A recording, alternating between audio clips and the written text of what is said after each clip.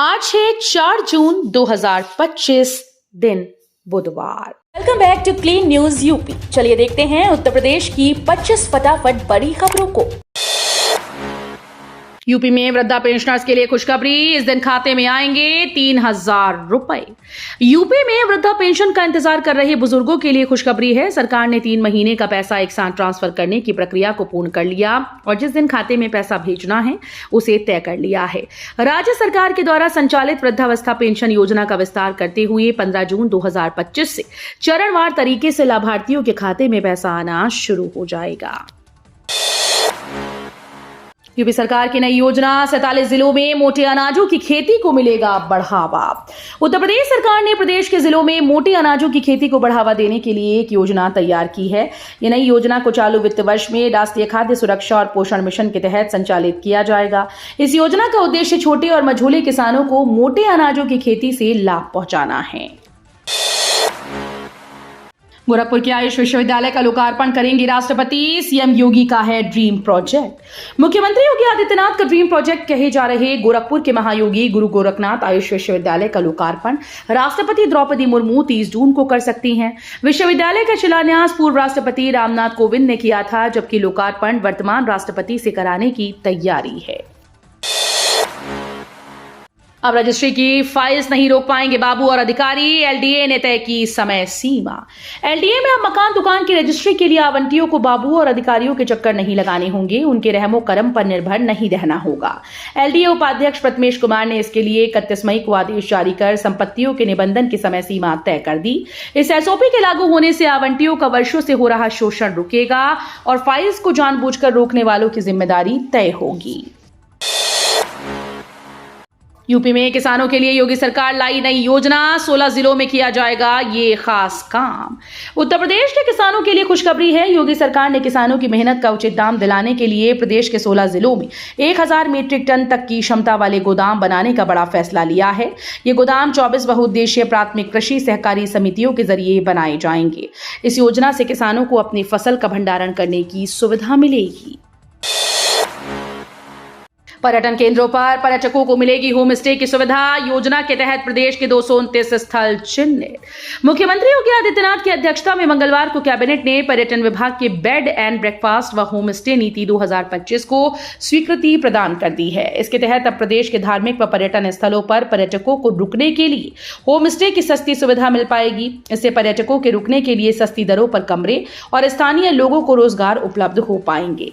इस योजना के तहत प्रदेश के 229 स्थलों को चिन्हित किया जा चुका है। सरकारी मुकदमों की पैरवी के लिए 12 अपर महाधिवक्ता नियुक्त, इलाहाबाद और लखनऊ दोनों पीठों में तैनाती।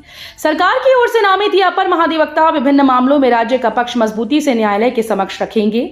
इन 12 अपर महाधिवक्ताओं में से 7 अधिवक्ता मुख्यालय इलाहाबाद उच्च न्यायालय से संबद्ध रहेंगे, जबकि 5 अधिवक्ता लखनऊ खंडपीठ में कार्यरत रहेंगे। इन अधिवक्ताओं को न्यायिक मामलों की बारीकियों में दक्ष माना जाता है।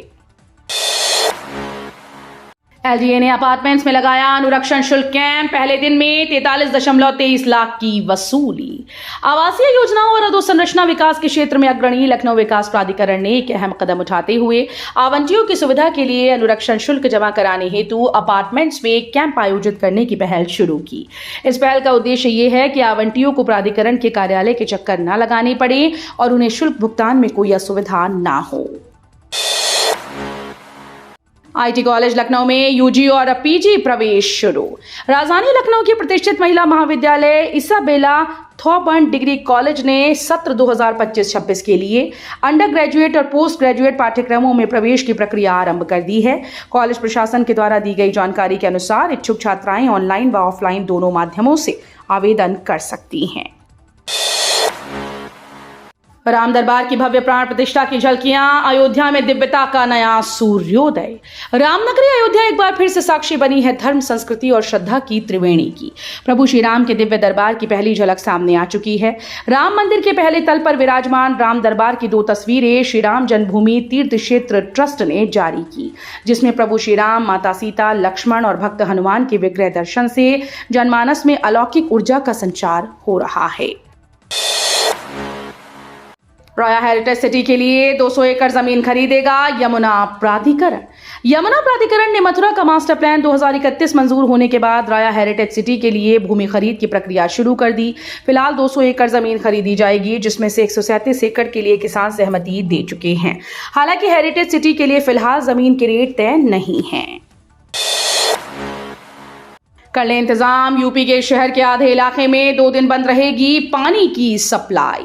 आगरा के लंगड़े की चौकी नाले के पास से गुजर रही पानी की 30 इंच व्यास की राइजिंग मेन लाइन को शिफ्ट करने के काम के कारण 2 दिन आदि शहर में पानी नहीं आएगा। जलकल विभाग के अधिशासी अभियंता ने बताया कि आज 4 जून को सुबह जलापूर्ति के बाद काम शुरू किया जाएगा, जिस वजह से उसी दिन शाम को और 5 जून को सुबह और शाम को जलापूर्ति बाधित होगी। हवाई जहाज पर हवाई चप्पल वाला बैठने को तैयार नहीं, सतना में यात्री के इंतजार में एयरपोर्ट। द्वितीय विश्व युद्ध के दौरान बनाई गई हवाई पट्टी को सतना एयरपोर्ट का स्वरूप दे दिया गया है, जिसका 31 मई को पीएम नरेंद्र मोदी द्वारा वर्चुअल रूप से वीडियो कॉन्फ्रेंसिंग के जरिए लोकार्पण कर दिया गया। लेकिन लोकार्पण के दूसरे दिन ही हवाई यात्रा करने वाले कोई यात्री नहीं मिले, जिसके बाद फ्लाइट कैंसिल कर दी गई। अब मंगलवार को पुनः हवाई सेवा शुरू की गई है। विवाद में तहरीर का इंतजार न करें, तत्काल एक्शन लें, सीएम योगी का अफसरों को निर्देश। मुख्यमंत्री योगी आदित्यनाथ ने समीक्षा बैठक में पुलिस अफसरों से कहा कि त्योहारों पर विशेष सतर्कता रखें, किसी भी कार्रवाई के लिए तैयार रहें। अगर किसी क्षेत्र में विवाद की स्थिति आती है तो थानेदार तहरीर की प्रतीक्षा न करें, उसी समय पुलिस जरूरी कदम उठाए। कई बार छोटे विवाद की लापरवाही की वजह से बड़े विवाद का रूप ले लेते हैं। अग्निवीरों को पुलिस भर्ती में मिलेगा 20% आरक्षण, योगी कैबिनेट में 10 प्रस्ताव पास। यूपी कैबिनेट की बैठक में निवेश को बढ़ावा देने के लिए कुल 11 प्रस्तावों में से 10 को मंजूरी दी गई, जिसमें हल्दीराम उद्योग के लेटर ऑफ इंटरेस्ट को भी स्वीकृति मिली है। नोएडा में हल्दीराम स्नैक्स की 662 करोड़ रुपए की निवेश परियोजना को हरी झंडी दी गई, जबकि 5 कंपनीज को वित्तीय प्रोत्साहन की सुविधा मंजूर हुई। पाकिस्तानी शरणार्थियों को यूपी में मिलेगा जमीन का हक, कमेटी ने शासन को सौंपी रिपोर्ट। उत्तर प्रदेश में बसे पाकिस्तानी शरणार्थियों को उत्तराखंड की तर्ज पर जमीन का हक दिया जाएगा। इस संबंध में मुरादाबाद के मंडलायुक्त आंजनेय कुमार सिंह की अध्यक्षता में बनी कमेटी ने अपनी रिपोर्ट शासन को सौंप दी। वर्तमान में करीब 20,000 शरणार्थी परिवार 50,000 एकड़ भूमि पर काबिज हैं, लेकिन उन्हें जमीन पर पूरा मालिकाना हक आज तक नहीं मिला। छुट्टियों के बाद स्कूल्स में टैबलेट से शिक्षकों की हाजिरी, प्रेरणा पोर्टल पर डालनी होगी सेल्फी। ग्रीष्मकालीन अवकाश के बाद खुल रहे स्कूल्स में टैबलेट शिक्षकों की उपस्थिति का समय बताएगा। सभी को प्रत्येक दिन सुबह 7:30 बजे सेल्फी लेकर प्रेरणा पोर्टल पर अपलोड करनी होगी। इसमें लापरवाही करने पर संबंधित शिक्षकों के वेतन से कटौती की जाएगी। फिरोजाबाद के बीएसए आशीष कुमार पांडे ने कहा कि सभी शिक्षकों को इन निर्देशों का पालन करना होगा। वाराणसी में 588 करोड़ की लागत से दुरुस्त होगी बिजली, 15 नए उपकेंद्र बनेंगे।